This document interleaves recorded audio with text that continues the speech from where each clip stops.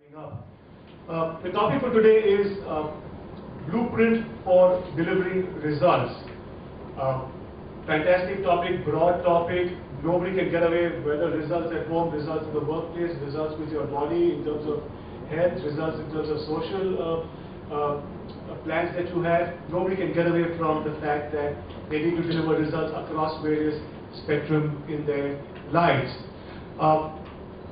Mr. Badwe has been kind enough to prepare a brief presentation for all of us, and I'm going to request Mr. Badwe to set the context by talking about, taking us through that presentation. And soon after Mr. Badwe is finished, we'll have a brief chat on that, and then request Mr. Povale and Mr. Pitre to give us their brief introductory views on the topic. Sir, if you can please. What I've tried to do is set the ball rolling by showing you simple universal guideline which is followed by almost all the companies, almost all the successful entrepreneurs and people. Except for I'm also wrong. There is one word missing in the whole topic is blueprint for delivering desired results. Otherwise, you have seen the disastrous result produced by Satyam. You have also seen the disastrous results in US by Lehman Brothers and all. So, blueprint for delivering desired results. That's what we can say. Next. One simple step. The first step is, like they say in Mahabharata, when Arjun was asked what you see, and he could see the target as clearly as the eye of the parrot. And that's what all the successful people see, their target very clearly, very focused. That's what Sunil Gavaskar does, that's what Dhoni does. They see the ball as big as football, and that's why they are there. So having a strong foundation requires vision, planning and benchmarking, 4 cornerstones of life as well as the whole discussion of this evening I think can go around these steps and topics where we could evolve a blueprint. Discovery is defined by examining where you are and where you are going.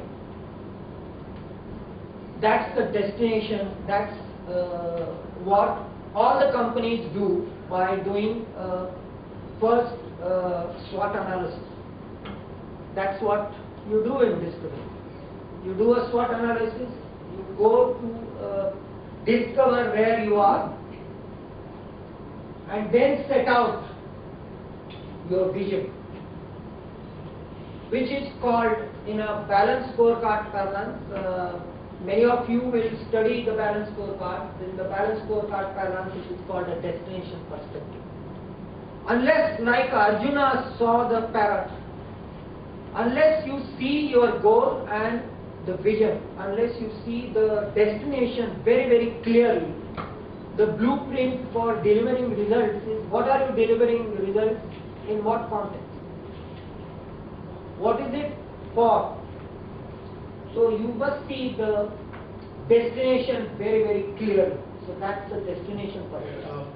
I'd like to request Mr. Povale to kindly give us his introductory remarks on how he got where he got and what his blueprint for delivering results was. He obviously is an extremely successful man with a very large group that he's heading, and I'm very curious to know where he comes from. Well, good evening. What Mr. Badwe has given us is a theoretical background on which all the discussions in the evening can take place.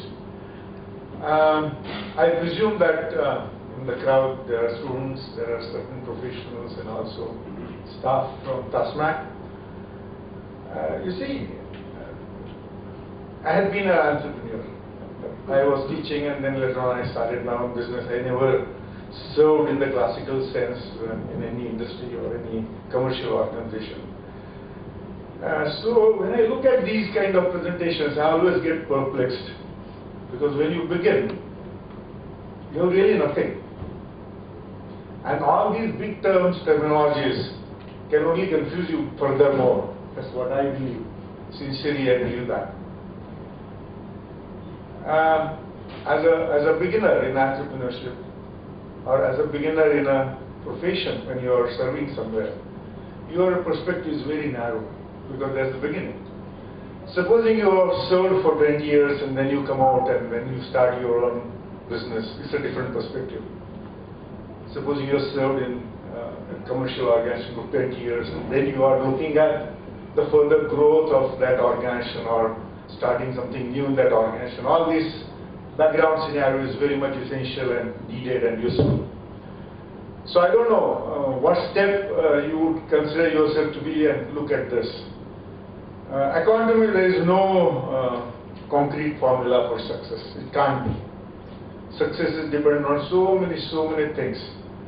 I am now more than 40 years in business, and I can tell you very confidently that there have been many instances in my experience in my career where we have put in all the steps which all you list on, that we failed in those ventures. There are many. We have abandoned, we have lost money, we have lost efforts.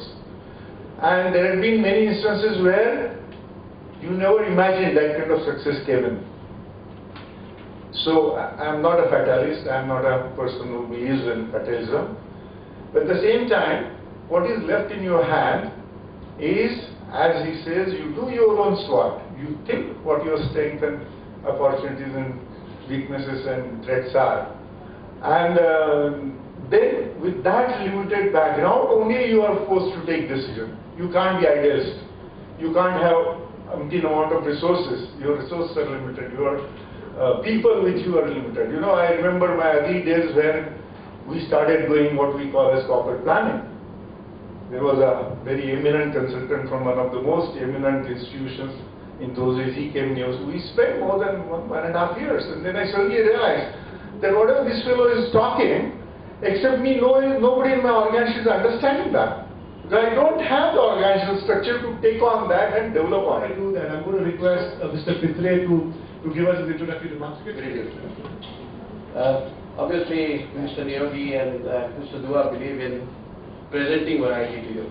So you have two well-organized human beings being called here to share their experience, and I'm also being called here. So you know how the spectrum works. I have to share with you how I started off, because I think there is an element of uniqueness, but there is an element of learning in that. I had no intention of getting into the business I got into. I never thought of it because I was thinking of something else, and what I was thinking of was playing cricket for college and playing cricket for university. I was doing my commerce in a college which was the best college to play sports. That's how I landed up there. And I didn't see much of the inside of the college. So academics was far from my thoughts.